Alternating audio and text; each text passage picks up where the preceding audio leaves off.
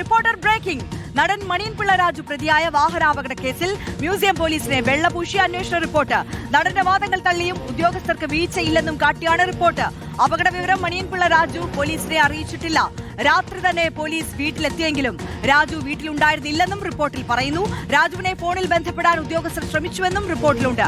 അതേസമയം കേസുമായി മുന്നോട്ട് പോകുമെന്നാണ് അപകടത്തിൽപ്പെട്ട യുവാക്കളുടെ പ്രതികരണം. മനീഷ് മഹിവാൽ വിശദാംശങ്ങളുമായി ചേരുകയാണ്. Manish, very good morning.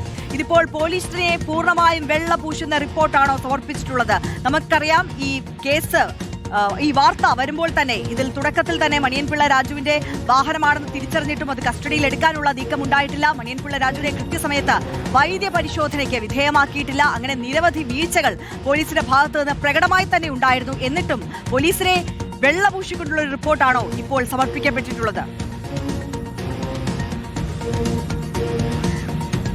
Arya, ഇന്നലെ തന്നെ മ്യൂസിയം CA ഇത് അന്വേഷിക്കുന്ന DCPക്ക് വിശദീകരണം നൽകിയിരുന്നു, മൊഴി നൽകിയിരുന്നു. അതിൽ പ്രധാനമായും പറയുന്നത് മണിയൻപിള്ള രാജു അല്ല പോലീസ് സ്റ്റേഷനിൽ ഈ അപകട വിവരം അറിയിച്ചത്. മണിയൻപിള്ള രാജുവിന്റെ വാഹനമാണെന്ന് കണ്ടെത്തിയത് പോലീസാണ്.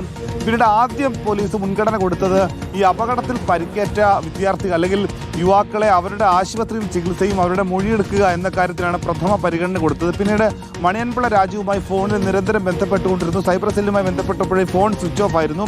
പിന്നീട് മണിയൻപിള്ള രാജുവിന്റെ കവടിയാറിന്റെ വീടിന്റെ മുൻപിൽ പോലീസ് എത്തി. പക്ഷേ ഒരു പ്രതിയെ, അതായത് വീട് ചവിട്ടി തുറന്ന്, വീട്ടിൽ മണിയൻപിള്ള രാജു ഇല്ലായിരുന്നു, പക്ഷേ വീട് ചവിട്ടി തുറന്ന ആ പ്രതിയെ കസ്റ്റഡി എടുക്കേണ്ട ഒരു സാഹചര്യമല്ല. അങ്ങനെ ഒരു പ്രതി അല്ലാത്തതുകൊണ്ടാണ് ആ രീതിയിലേക്ക് പോലീസ് നടപടി കടക്കാഞ്ഞത്. അങ്ങനെ പോലീസിന്റെ ഈ മണിയൻപിള്ള രാജുവിന്റെ വീടിന്റെ വാതിൽക്ക് തന്നെ പോലീസ് രാവിലെ വരെ ഉണ്ടായിരുന്നു. രാവിലെ 7:30ക്കാണ് മണിയൻപിള്ള രാജുവിന്റെ ഫോൺ ഓണായതായി സൈബർ സെൽ അറിയിച്ചത്. അതിനുശേഷം മണിയൻപിള്ള രാജുവിനെ ബന്ധപ്പെട്ട ശേഷം ഉടൻ തന്നെ സ്റ്റേഷനിലേക്ക് എത്താൻ പറഞ്ഞു. 9 മണിക്ക് എത്താമെന്ന് അറിയിച്ചില്ലെങ്കിൽ അറസ്റ്റ് രേഖപ്പെടുത്തുമെന്ന് അറിയിച്ചു. അങ്ങനെ പ്രാഥമികമായി മ്യൂസിയം പോലീസ് നടത്തിയ നടപടികൾ വീഴ്ചയില്ല എന്നാണ് മൊഴി നൽകിയത്. ഈ മൊഴി തന്നെയാണ് ഇപ്പോൾ റിപ്പോർട്ടായി നിലവിൽ കമ്മീഷണർക്ക് കൈമാറാൻ പോകുന്നത്.